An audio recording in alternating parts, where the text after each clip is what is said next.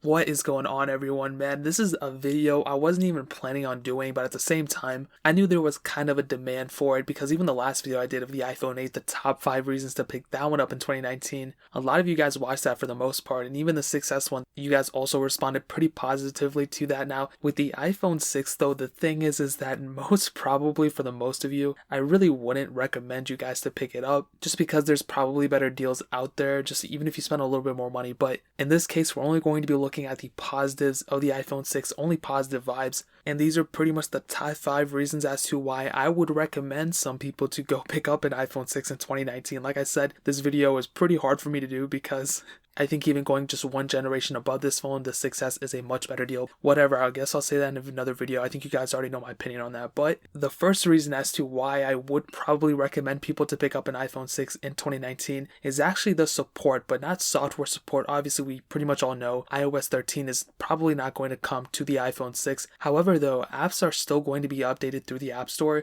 So if you guys remember with like iOS 9, iOS 8, iOS 7, after a certain point, apps are not supported with those specific iOS versions. So you can't even download a lot of apps on like an iPhone 4S or even like an iPhone 5. I think the 5 for the most part, a lot of apps are still supported on iOS 10. But for a lot of versions like iOS 9, iOS 8, if you have a device on those specific versions, there's a lot of apps that are not supported for those specific versions. However, for the next, I would say at least a year or two, you will be pretty much set on the apps within the App Store. Obviously, you're not getting the features from Apple like multitasking, like dark mode and split multitasking, all those things that are coming in iOS 13, but you're still going to be able to use the phone and get updates through the app. So it's not the end of the world, but you still have that. So in a way, that is kind of a feature. The second thing is the same thing that I said with the 6S as well, the build quality. It's not that bad. You know, a lot of people were complaining about bend gate and things like that. If you put on a case, you'll be pretty much set, but for the most part, when you're still using it in the hand, when you're holding it, it still does not feel like a cheap phone. There's a ton of devices that have came out even recently that still don't feel as premium as this thing. I'll give you an example. The Google Pixel 3a, I currently own that phone still, and the iPhone 6 feels more premium than that phone, which is crazy to hear because that phone just came out and the iPhone 6 is 5 years old almost at this point. So I would still say the build quality on the iPhone 6 is not bad at all.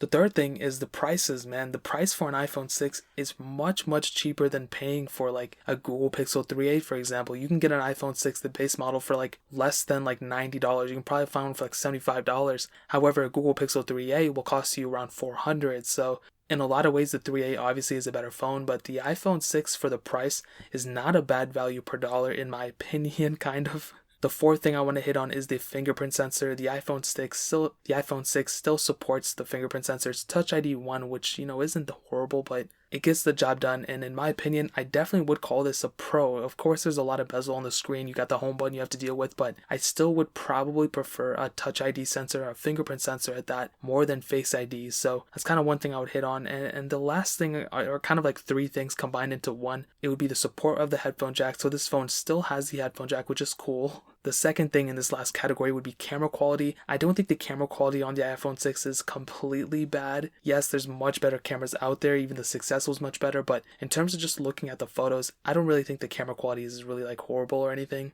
And the last thing I want to hit on is actually the repairability of the iPhone 6. For a lot of the new iPhones with the 10, even the iPhone 8 and 7, if you repair those phones, sometimes it's really much harder to repair them than repairing an older iPhone, you know. And with the iPhone 10s and 10s Max, like you cannot really repair those by yourself without, you know, sacrificing a lot of the phone features. With the iPhone 6, however, you can repair pretty much almost every single thing about this phone, and the parts for this phone are so cheap now that even if you drop this phone and crack the screen, you can literally replace the screen for like $20 instead of paying for like $150 for Apple to do it for your iPhone 10 or 10s. So I do think the repairability of this phone is one of the key features of this phone overall, in my opinion, and I think those are pretty much the top reasons as to why I would probably recommend people to pick up an iPhone 6 in 2019. If you guys have any other features or you have anything else to add, let me know in the comment section below. It would mean so much, but that is pretty much it. If you guys have any other questions or anything, leave it down in the comment section as well. Hit that like button, that'll mean so much, but definitely hit that subscribe button. Every single subscriber that we get really does count, so it means so much if you guys could hit that. Also, check out the other links down in the description as well. My Twitter, my Instagram, my second channel. All those links are linked down below. I would really appreciate it if you guys could check it out, but more importantly than everything else, I love every single one of you guys. Hopefully I'll catch you guys in the next video.